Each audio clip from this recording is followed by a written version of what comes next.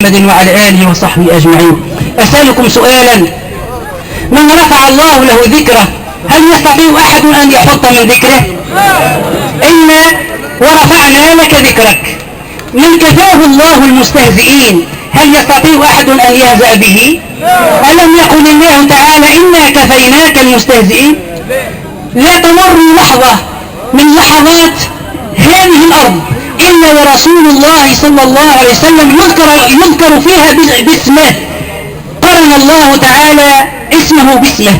وأنتم تعلمون أن الأذان لكل صلاة يختلف حسب البلاد، من حين لآخر ثم أذان، وفي كل أذان ذكر لرسول الله صلى الله عليه وسلم.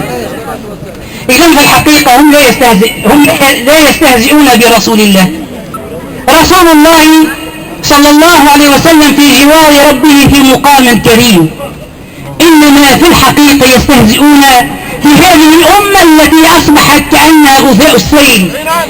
هن عليهم لأننا عال عليهم، لأننا لا نأكل مما ننتج ولا نلبس مما ننتج، فهن عليهم فسخروا منا في مقدساتنا.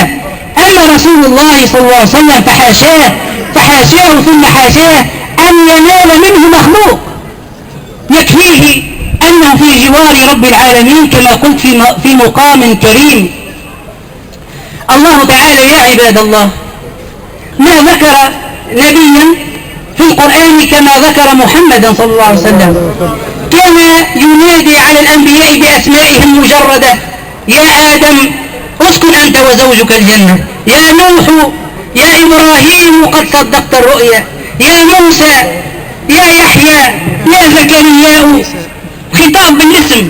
أما مع رسول الله صلى الله عليه وسلم فما ذكره بالنداء أبدا إلا أن يقول: يا أيها النبي، يا أيها الرسول. ما ذكره بالاسم أبدا إلا في أربع مواطن، وليست نداء، إنما هي خبر، ويأتي الاسم ويلحق به الصفة: محمد رسول الله والذين معه أشداء على الكفار رحماء بينهم. هكذا ورد النبي صلى الله عليه وسلم، وهذه مكانته عند ربه.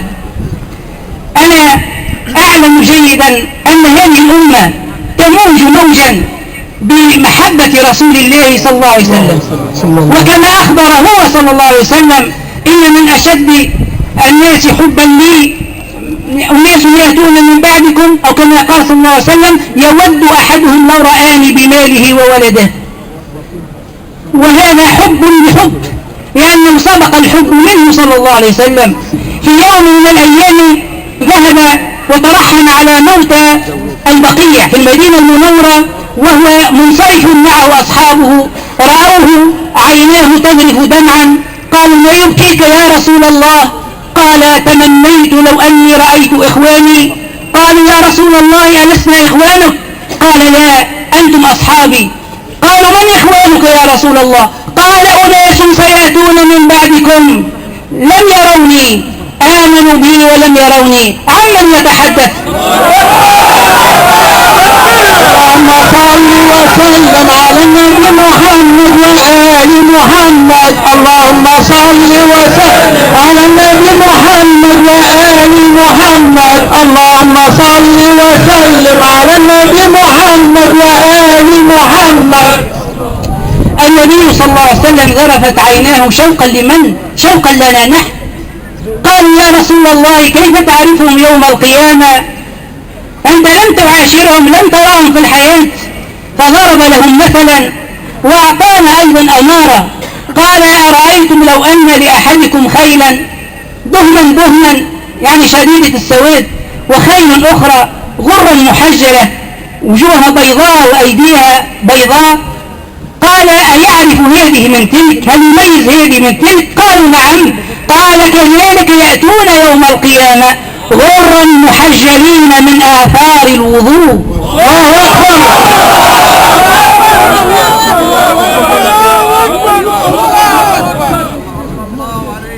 يا عباد الله، قال أحد الكتاب وهو مالك بن نبي من المفكرين المعاصرين، توفي في السبعينات، قال يتحدث عن مثل هذه المشاهد عن مثل هذه الاعتداءات التي تتكرر، هي بدأت منذ زمن بعيد جدا، بل مع كل نبي، ولقد استهزئ برسل من قبلك، هذا شأن جميع الأنبياء.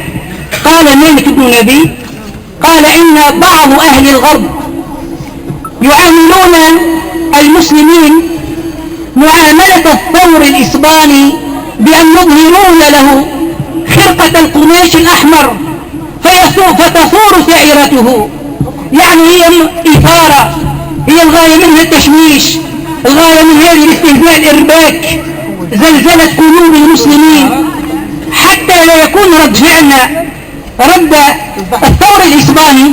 علينا أن نحسب خطواتنا في كيفية الرد الفاعل على مثل هذه الإساءات، وأعظم هذه الردود وأنجحها أن ننجح مسيرة رسول الله صلى الله عليه وسلم وننجح رسالته. الله أكبر. لبيك لبيك لبيك يا الله، لبيك لبيك لبيك يا الله، لبيك لبيك لبيك رسول الله، لبيك لبيك لبيك رسول الله. كل فتاة مسلمة من أمة محمد تضع على رأسها الحجاب هي ترد على هؤلاء إساءتهم للنبي صلى الله عليه وسلم. كل شاب تارك للصلاة مفارق لنهج الإسلام يرجع إلى حظيرة الإسلام في ذلك أروع وأعظم رد على الإساءة للنبي صلى الله عليه وسلم. فلنصلح من شأننا، نصلح من شأننا ذلك أعظم رد. ليست المسألة غوغاء نصرخ اليوم ثم نعود ونسير كما كنا نسير يعني ضياعا، نسير بعيدين عن شرع الله تعالى، عن سنة رسول الله صلى الله عليه وسلم. علينا أيضا أن نعلم أبناءنا وندرسهم سيرة رسول الله صلى الله عليه وسلم.